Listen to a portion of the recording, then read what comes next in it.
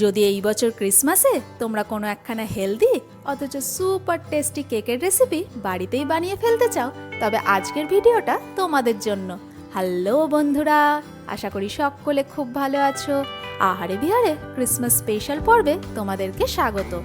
বিনা কোনো refined sugar বা কোনো আটা বা ময়দা, এমনকি কোনো রকম তেল বা বাটার ছাড়াই আজ আমি বানিয়ে ফেলেছিলাম এই সুপার সফট আর super tasty banana coconut cake. তার জন্য সবার প্রথমে আমি এখানে নিয়ে নিয়েছিলাম একখানা মেজারিং কাপ, আর সমস্ত উপকরণগুলোই আজ আমি তোমাদেরকে মেজার করে দেখাবো যে ঠিক কতটা পরিমাণ ব্যবহার করেছি। নিয়ে নিলাম এখানে 1 কাপ মতো সুজি। আমার এই সুজির দানাটা কিন্তু ছিল বেশ মিহি, কিন্তু তোমাদের কাছে মিহি দানারই সুজি হোক বা মোটা দানা, যে কোনো সুজি কিন্তু তোমরা এখানে ব্যবহার করতে পারো, কারণ সুজিটাকে আমাদের এখানে ভালোভাবে ব্লেন্ড করে নিতে হবে। তার জন্য দিয়ে দিলাম একখানা ব্লেন্ডিং জারে, আর এটাকে পাউডার ফর্মে আমরা রেডি করে নেব। তবে আমি এখানে ব্লেন্ডিং জারের কন্টেনারটা চেঞ্জ করে বড় কন্টেনারটা ব্যবহার করেছি, কারণ এর মধ্যে আমাদেরকে আরও বেশ কিছু উপকরণ মেশাতে হবে। আর দেখো, সুজিটাকে ভালোভাবে ব্লেন্ড করার পর সুন্দর এরকম একটা পাউডার ফর্মে চলে আসবে। ঠিক এইভাবেই কিন্তু সুজিটাকে আমাদেরকে রেডি করে নিতে হবে। আর আমি এখানে নিয়ে নিয়েছি 2 খানা মতো পাকা কলা। এই কলা যত পাকা হবে ততই কিন্তু ভালো, মানে যে কলা বেশ নরম হয়ে যাবে বা মনে হবে যে এই কলাটা আর ব্যবহার করা যাবে না, সেই কলাও কিন্তু তোমরা এই কেকে ব্যবহার করতে পারো, তাতে কেক কিন্তু বেশি মিষ্টি হবে। তবে আমার এই কলাগুলো 2 দিন আগে আনা ছিল, আর সেটাই আজ আমি ব্যবহার করছি।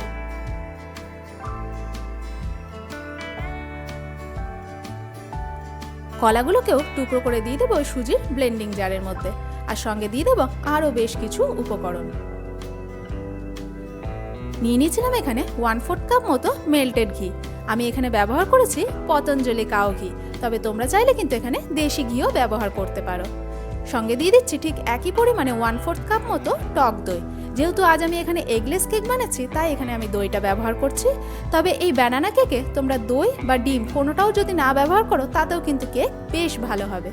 আর মিষ্টির জন্য এখানে ব্যবহার করবে এই পতঞ্জলি জেগারি পাউডারটা, যাকে বলা হয় দেশি শক্কর। যেহেতু আজ আমরা এখানে হেলদি কেক বানাচ্ছি, তার জন্যই কিন্তু আমি এখানে গুড়ের পাউডারটা ব্যবহার করছি। তবে তোমরা চাইলে কিন্তু এখানে নর্মাল চিনিও ব্যবহার করতে পারো। তবে মিষ্টির পরিমাণটাও আমি তোমাদেরকে এখানে বলে দিই। আমাদের বাড়িতে মিষ্টি জিনিস তো খাওয়া হয়, তবে মিষ্টির মধ্যে খুব বেশি মিষ্টতা থাকলে সেটা কেউ খুব একটা পছন্দ করে না, তাই জন্য আমি এখানে মেজারমেন্টটাও সেইভাবেই করব। আমি সবার প্রথমে এখানে নিয়ে নিয়েছিলাম 1/2 কাপ মতো ওই গুড়ের পাউডারটা। আমি এখানে 1/2 কাপ গুড়ের পাউডারটা অ্যাড করার পর আরও 2 টেবিল স্পুন মতো গুড়ের পাউডারটা অ্যাড করে দিচ্ছি।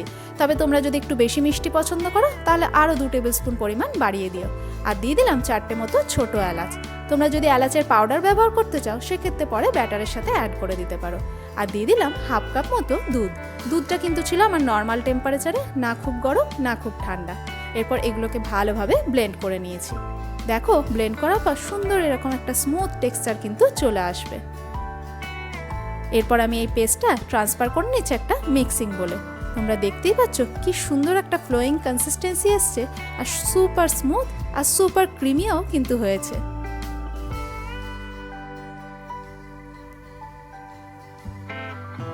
এই কেক বানানোর ক্ষেত্রে ব্যাটারের কনসিস্টেন্সিটা কিন্তু ভীষণই ইম্পর্টেন্ট। প্রত্যেকটা পরিমাপই যদি সঠিকভাবে মেশানো যায়, তাহলে কিন্তু এরকম একখানা স্মুথ আর সুপার ক্রিমি পেস্ট কিন্তু অনায়াসেই রেডি হয়ে যাবে। এরপর এর মধ্যে আমরা মেশাবো সেই কি ইনগ্রিডিয়েন্ট, যেটা হচ্ছে এই ডেসিকেটেড কোকোনাট, শুকনো নারকেলের গুঁড়ো। শুকনো নারকেলটাকে আমি এখানে একটুখানি গ্রেট করে নিয়েছিলাম, আর সেটাও আমি নিয়ে নিয়েছি এখানে 1 কাপ পরিমাপে। মানে বলতে পারো যে পরিমাণ সুজি আমি ব্যবহার করেছি, ঠিক সম পরিমাণে নারকেলের গুঁড়ো আমি এখানে ব্যবহার করেছি, আর সেটাকে দিয়েও এখানে ভালোভাবে মিক্স আপ করে নেব। বন্ধুরা, আজকের ভিডিওর জন্য টিপস হচ্ছে, এই ঠান্ডায় সর্দি কাশি বলো চাই ফ্লুয়ের হাত থেকে বাঁচার জন্যই হোক, একখানা দুর্দান্ত উপকারী চা হচ্ছে লেবু গোলমরিচের চা। লেবুর মধ্যে থাকা ভাইটামিন সি যেরকম আমাদের শরীরে রোগ প্রতিরোধ ক্ষমতা বাড়ায়, ঠিক তেমনই গোলমরিচের মধ্যে থাকা ক্যাপসাইসিন সেটাও কিন্তু আমাদের শরীরে হিট জেনারেট করে। তবে এই চায়ের মধ্যে যদি দুধ আর চিনি না মেশানো হয়, তবেই কিন্তু বেশি উপকার পাওয়া যাবে।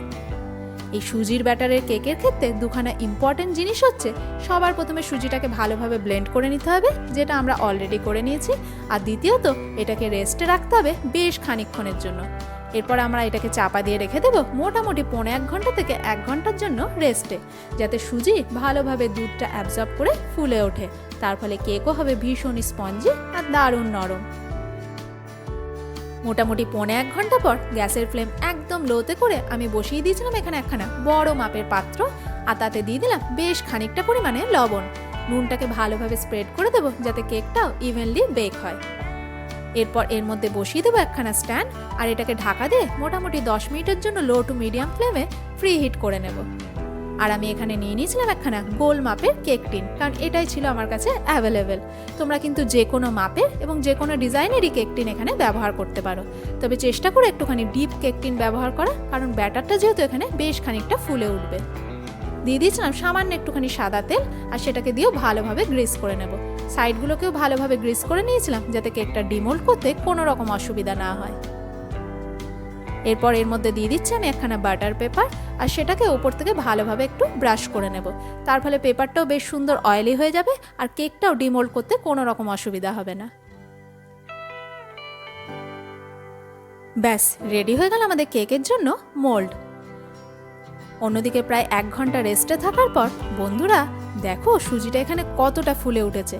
সুজিটা ভালোভাবে দুধ অ্যাবজর্ব করার পর যেরকম সুন্দর ফুলে উঠেছে, তেমনি ব্যাটারটাও কিন্তু বেশ খানিকটা ঘন হয়ে উঠেছে। আমাদের এই কোকোনাট কেকের ব্যাটার কিন্তু এই রকমই ঘন হবে, কারণ পরে এই নারকেলটা কিন্তু জল রিলিজ করবে, তার ফলে ব্যাটারটা একটুখানি নরম হয়ে যাবে। তাই প্রথম থেকেই যদি ব্যাটার একটু নরম থাকে তাহলে কেক কিন্তু বেক করতে অনেক বেশি টাইম নেবে। এর মধ্যে আমি দিয়ে দিলাম 1 টিস্পুন মতো বেকিং পাউডার, 1/2 টিস্পুন মতো বেকিং সোডা, আর জাস্ট 1 চুটকি মতো লবণ। সমস্তটাকে দিয়ে এরপর এটাকে ভালোভাবে মিক্স আপ করে নেব, আর মেশানোর পরে আমি কিন্তু এটাকে কেক টিনে ট্রান্সফার করে দেব।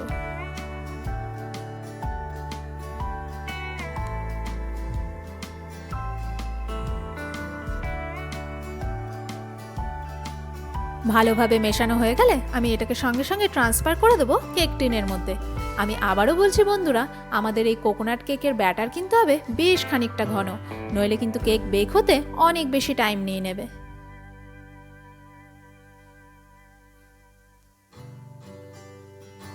সমস্ত মিক্সচারটাকে ট্রান্সফার করার পর এরপর আমরা এটাকে ভালোভাবে ট্যাপ করে নেব, যাতে উপরে একটা সুন্দর স্মুথ টেক্সচার চলে আসে।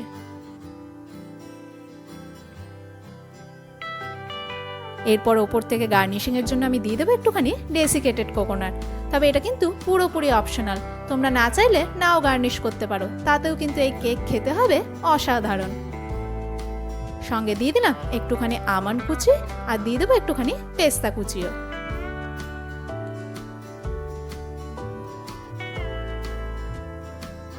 ব্যাস কেকের গার্নিশিং আমাদের কমপ্লিট। এরপর আমরা এটাকে বেক হতে দেব। আমাদের এখানে পাত্রটাও কিন্তু বেশ খানিকটা গরম হয়ে গেছে, আর এরপর এটাকে ঢাকা দিয়ে বেশ খানিকক্ষণের জন্য বেক হতে দেব। গ্যাসের ফ্লেম আমি এখানে একদম লোতে করে দিয়েছি, আর এটাকে মোটামুটি 40 থেকে 45 মিনিটের জন্য লো টু মিডিয়াম ফ্লেমে বেক হতে দেব। আর যদি তোমরা ওভেনে বানিয়ে থাকো তাহলে 40 থেকে 45 মিনিটের জন্য প্রিহিট করে 180 ডিগ্রিতে তোমরা এটাকে বেক করে নিও। মোটামুটি 50 মিনিট পর আমরা একবার চেক করে নেব যে কেকটা কতটা হয়েছে।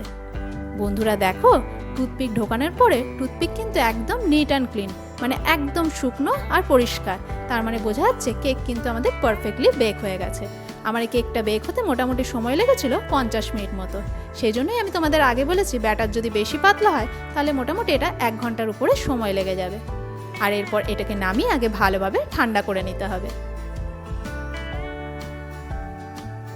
তবে আমার মধ্যে পেশেন্স কম ছিল বলে আমি মোটামুটি 15 মিনিট পরে এটাকে ডিমোল্ড করে নিয়েছিলাম।